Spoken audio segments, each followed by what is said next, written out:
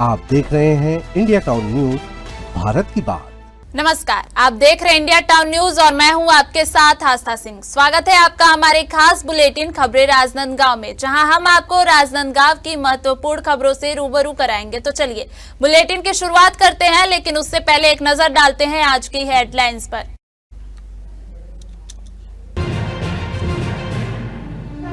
देश के स्वावलंबन की दिशा में बड़ा कदम, आत्मनिर्भर भारत संकल्प अभियान, भाजपा ने की प्रेस कॉन्फ्रेंस। विद्या भारती सचिव का मार्गदर्शन सत्र, शैक्षिक गुणवत्ता पर चर्चा, विद्यार्थियों के सर्वांगीण विकास पर दिया गया बल।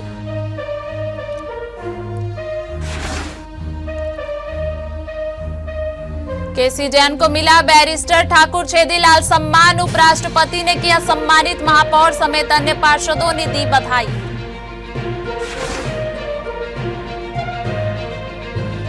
रॉयल किड्स स्कूल में लायंस टॉप 10 सम्मान समारोह, छात्रों और शिक्षकों को लायंस क्लब ने किया सम्मानित, मोटर स्पोर्ट्स प्रतियोगिता से खेल प्रतिभाओं को दिया बढ़ावा। मोहारा पुन्नी मेला शांतिपूर्ण संपन्न, राजनांदगांव में मेले का सफल आयोजन, पुलिस व्यवस्था से मेले में सुरक्षा और अनुशासन बरकरार।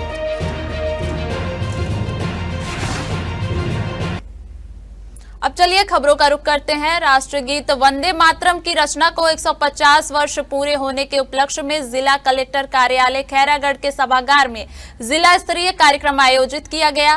कार्यक्रम की शुरुआत कलेक्ट्रेट परिसर में छत्तीसगढ़ महतारी और राष्ट्रपिता महात्मा गांधी की प्रतिमाओं पर माल्यार्पण के साथ हुई। इसके बाद सभागार में वंदे मातरम वर्षगांठ के राष्ट्रीय प्रसारण का सीधा प्रसारण देखा गया। इसके पश्चात उपस्थित अधिकारियों, जनप्रतिनिधियों, विद्यार्थियों और नागरिकों ने एक स्वर में वंदे मातरम का सामूहिक वाचन किया, जिससे पूरा परिसर राष्ट्रभाव से गूंज उठा। इंदिरा कला संगीत विश्वविद्यालय के छात्र छात्राओं ने वंदे मातरम की भावपूर्ण सांगीतिक प्रस्तुति देकर उपस्थित जनसमूह को मंत्रमुग्ध कर दिया। कार्यक्रम को संबोधित करते हुए मीसा बंदी सुभाष सिंह ने कहा, वंदे मातरम केवल एक गीत नहीं बल्कि यह राष्ट्र प्रेम, कर्तव्य और गौरव की भावना का प्रतीक है। वहीं पूर्व विधायक कोमल जांघेल ने कहा कि आजादी की लड़ाई में इस गीत ने हमारे सेनानियों को ऊर्जा दी थी। आज फिर वही जोश जगाने का समय है। आज पूरे देश में वंदे मातरम गीत का 150वीं वर्षगांठ है। आज खैरागढ़ चुईदान गंडई जिले के सभागार में देश के प्रधानमंत्री माननीय नरेंद्र मोदी जी के जो वर्चुअल सभा था, उस सभा में पूरे जिले के हमारे भारतीय जनता पार्टी के नेता और जिले के अधिकारी सभी जुड़े हुए थे और हम लोगों ने पूरे उनका कार्यक्रम सुने भी। और आज चूंकि ये वंदे मातरम जो गीत है, जिनका रचना 7 नवंबर 1876 को बंकिम चट्टोपाध्याय जी ने किया था, उस राष्ट्रगीत को आज हम लोगों ने यहाँ पर गाया भी।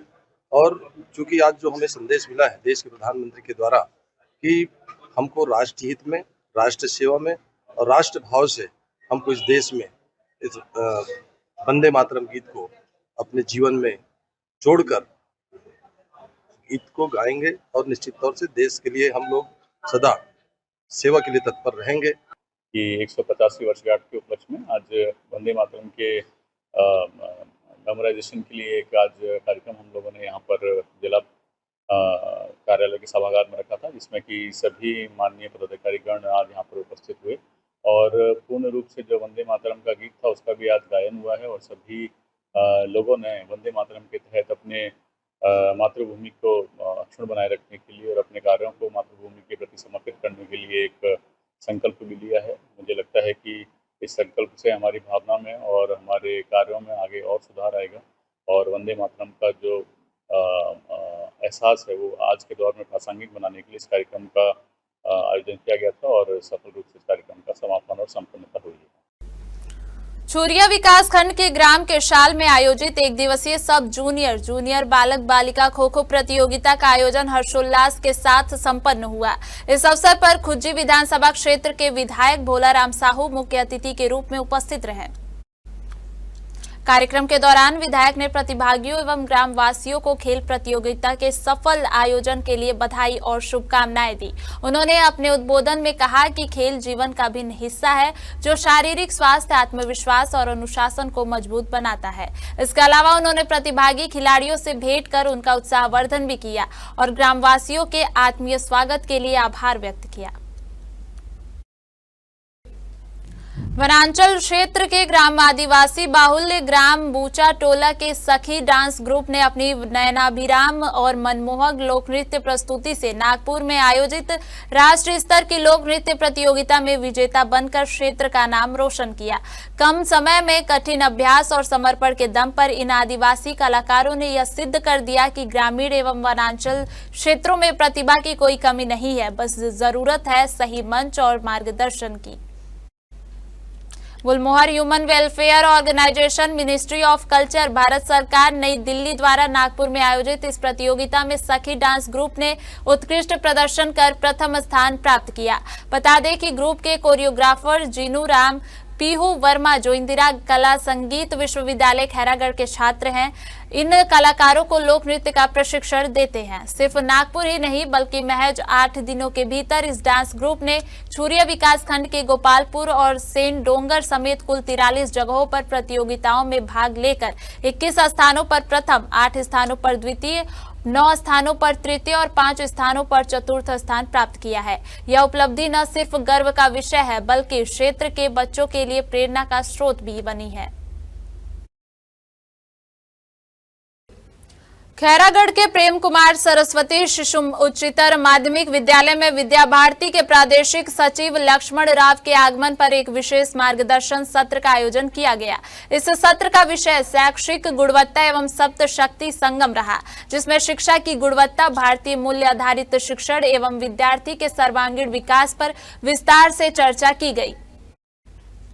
इस अवसर पर नगर के 3 ग्रामीण क्षेत्र के 14 और 8 एकल विद्यालयों के प्राचार्य एवं आचार्य दीदियों ने सहभागिता की। सत्र के दौरान उत्कृष्ट विद्यालय निर्माण, 100% परीक्षा परिणाम, भारतीय जीवन मूल्य आधारित शिक्षा और छात्रों के नैतिक विकास जैसे विषयों पर विस्तार से विचार विमर्श हुआ। देश को आत्मनिर्भर बनाने के उद्देश्य से चलाए जा रहे आत्मनिर्भर भारत संकल्प अभियान को लेकर भाजपा ने मोहल्ला मुख्यालय में प्रेस कॉन्फ्रेंस आयोजित की। इस मौके पर भाजपा के वरिष्ठ कार्यकर्ता खूब चंद पारख ने अभियान से जुड़ी जानकारी साझा की और पार्टी के संगठनात्मक मजबूती पर जोर दिया। 25 सितंबर से 25 दिसंबर तक चल रहे इस अभियान के तहत भाजपा कार्यकर्ता हर बूथ तक आत्मनिर्भर भारत का संदेश लेकर जा रहे हैं। इसी कड़ी में विधानसभा स्तर पर कार्यकर्ता सम्मेलन आयोजित किया गया, जहां कार्यकर्ताओं को नए जोश और नई ऊर्जा के साथ आगे बढ़ने का संकल्प दिलाया गया। पत्रकार वार्ता के दौरान खूबचंद पारख ने कहा कि भाजपा संगठन अब पंचायत स्तर से लेकर जिला पंचायत और नगरीय निकाय तक मजबूत हुआ है। उन्होंने कहा कि पहली बार इस जिले में भाजपा पंच, सरपंच से लेकर जिला पंचायत और नगरीय निकाय सभी चुनाव में सफल हुई है। भाजपा में संगठन की 2 इकाइयां मिलकर पार्टी को सशक्त बनाने में जुटी हैं। उसमें काफी दिनों से इस सीट में कांग्रेस का कब्जा है। पहली बार भारतीय जनता पार्टी पंच, सरपंच से लेकर के जिला पंचायत के अध्यक्ष, उपाध्यक्ष, नगरीय निकाय के सभी चुनाव में इस जिले में सफल हुई है। ये पार्टी की दृष्टि से अच्छे संकेत हैं और पार्टी का संगठन नीचे तक, एक तो संगठन की इकाई है, दूसरे जनप्रतिनिधियों की इकाई है, ये दोनों मिलकर काम करते हैं और पार्टी को सशक्त और मजबूत बनाने के लिए संकल्प के साथ जुटते हैं। तो आने वाले दिनों में ऐसी कोई भी कारण नहीं बनेगा जिसके चलते इस सीट में हम हारें। हम आने वाले चुनाव में इस सीट से निश्चित रूप से जीतेंगे, ऐसा वायुमंडल बन चुका है और इसका दिखेगा भी जब विधानसभा के चुनाव होंगे। वरिष्ठ अधिवक्ता और पूर्व प्राध्यापक केसी जैन को रायपुर में प्रतिष्ठित बैरिस्टर ठाकुर छेदीलाल सम्मान से अलंकृत किया गया। यह सम्मान उन्हें देश के माननीय उपराष्ट्रपति सीपी राधाकृष्णन, छत्तीसगढ़ के मुख्यमंत्री विष्णुदेव साय और विधानसभा अध्यक्ष डॉक्टर रमन सिंह द्वारा प्रदान किया गया। बता दें कि केसी जैन जिला अधिवक्ता संघ राजनांदगांव के पूर्व अध्यक्ष और वरिष्ठ संरक्षक हैं। वे विधि महाविद्यालय राजनांदगांव में सहायक प्राध्यापक रहे और लंबे समय तक नगर पालिका निगम को विधिक सलाह भी प्रदान करते रहे हैं। इसके अलावा वे पूर्व में नगर पालिका निगम राजनांदगांव के पार्षद भी रह चुके हैं। अधिवक्ता के मार्गदर्शन में उनके शिष्य विभिन्न उच्च न्यायालयों के न्यायाधीश और अन्य महत्वपूर्ण पदों पर कार्यरत हैं। वर्तमान में वे भी कनिष्ठ अधिवक्ताओं को समय समय पर मार्गदर्शन देते रहते हैं। केसी जैन को सम्मानित किए जाने पर राजनांदगांव के अधिवक्ता समुदाय में हर्ष की लहर है। इस मौके पर महापौर मधुसूदन यादव, नगर निगम अध्यक्ष पारस वर्मा और अन्य पार्षदों ने उन्हें बधाई दी है। वक्त हो चुका है एक छोटे से ब्रेक का। बने रहिए इंडिया टाउन न्यूज के साथ। कभी कभी चेहरे का छुपा दर्द दुनिया नहीं देख पाती है। दाग, मुहासे, झाइयां सब आपके आत्मविश्वास को कम कर देता है, पर अब नहीं, क्योंकि Rukhsana glow and fair face pack जो दे आपकी स्किन को वो प्यार जो सिर्फ प्रकृति दे सकती है। हर लेयर को साफ करे, हर दाग को करे हल्का और आपकी मुस्कान फिर से लौटाए। Because you deserve to glow naturally. Rukhsana herbal beauty product Amazon, Meesho और फ्लिपकार्ट में भी उपलब्ध। अमीन मोटर्स उड़ान ई रिक्शा छत्तीसगढ़ का नंबर 1 ई रिक्शा शोरूम, जहां आपको सभी प्रकार के ई रिक्शा के वैरायटीज उपलब्ध मिलेंगे। हमारा ई रिक्शा काफी मजबूत है और ये सालों साल चलता है, तो आज ही घर ले आइए आरटीओ इंश्योरेंस के साथ। हमारा पता है अमीन मोटर्स, प्यारेलाल चौक, जीई रोड, न्यायालय के पास, राजनांदगांव। 9827174038 7724047008। ब्रेक के बाद खबरों का रुख करते हैं। राजनांदगांव पुलिस ने जिले में अवैध शराब के कारोबार पर नकेल कसते हुए बड़ी कार्रवाई की है। पुलिस अधीक्षक अंकिता शर्मा के निर्देशन एवं अतिरिक्त पुलिस अधीक्षक राहुल देव शर्मा के मार्गदर्शन में विशेष अभियान चलाया गया, जिसके तहत आबकारी एक्ट के कुल 42 मामले दर्ज कर 45 आरोपियों को गिरफ्तार किया गया। इस अभियान के दौरान पुलिस ने आरोपियों के कब्जे से अवैध शराब बिक्री रकम और 17 नग दोपहिया वाहन जिनकी अनुमानित कीमत 6,40,000 रुपए है, इस तरह कुल 7,38,390 का माल जब्त किया गया। इस विषय में पुलिस अधीक्षक अंकिता शर्मा ने बताया कि जिले के सभी थाना एवं चौकी प्रभारियों को अवैध शराब की बिक्री, परिवहन और सेवन करने वालों के विरुद्ध सख्त कार्रवाई करने के निर्देश दिए गए हैं। इस अभियान का उद्देश्य जिले में अवैध शराब के कारोबार पर पूर्ण अंकुश लगाना है। भारत के माननीय उपराष्ट्रपति महामहिम सीपी राधाकृष्णन के मुख्य आतिथ्य में राजनांदगांव के स्टेट स्कूल प्रांगण में भव्य लखपति दीदी सम्मेलन का आयोजन किया गया। इस अवसर पर जिला प्रशासन, समाज कल्याण विभाग एवं क्षेत्रीय पुनर्वास केंद्र ने संयुक्त रूप से अपने विभागीय गतिविधियों के मॉडल स्टॉल लगाए। कार्यक्रम के दौरान दिव्यांग हितग्राहियों को सहायक उपकरण प्रदान किए गए। इसी कड़ी में अभिलाषा संस्था के 2 बच्चों को इस अवसर पर विशेष सम्मान मिला। दृष्टिबाधित नीलकंठ ठाकुर, जो वर्तमान में सामान्य बीएड की पढ़ाई कर रहे हैं, उन्हें समाज कल्याण विभाग द्वारा एंड्रॉयड फोन प्रदान किया गया। वहीं सेरेब्रल पाल्सी से पीड़ित छात्रा माही को सीआरसी की ओर से सुगम सीपी चेयर प्रदान की गई। उपराष्ट्रपति द्वारा माही के सिर पर स्नेहपूर्वक हाथ रखकर आशीर्वाद देने पर वह भाव विभोर हो उठी और पूरी सभागार में यह दृश्य संवेदनाओं से भर गया। संस्कार धानी के ऐतिहासिक बूढ़ा सागर तालाब में हाल ही में बड़ी संख्या में मछलियां मृत पाई गई, जिससे स्थानीय लोगों में हड़कंप मच गया है। तालाब के आसपास फैली बदबू और मच्छरों की बढ़ती संख्या से आसपास के निवासी, विद्यार्थी और अस्पताल आने जाने वाले लोग लगातार परेशान हैं। स्थानीय लोगों का कहना है कि तालाब में पिछले कई महीनों से सफाई नहीं हुई है। नालों का गंदा पानी और अन्य अपशिष्ट लगातार तालाब में मिल रहे हैं, जिससे पानी अत्यधिक प्रदूषित हो गया है। विशेषज्ञों के अनुसार मछलियों की मौत के पीछे पानी में ऑक्सीजन की कमी, रासायनिक या जैविक प्रदूषण, जहरीले तत्वों की अधिकता, अचानक तापमान में बदलाव या तालाब की सफाई और प्रबंधन में लापरवाही जैसे कारण हो सकते हैं।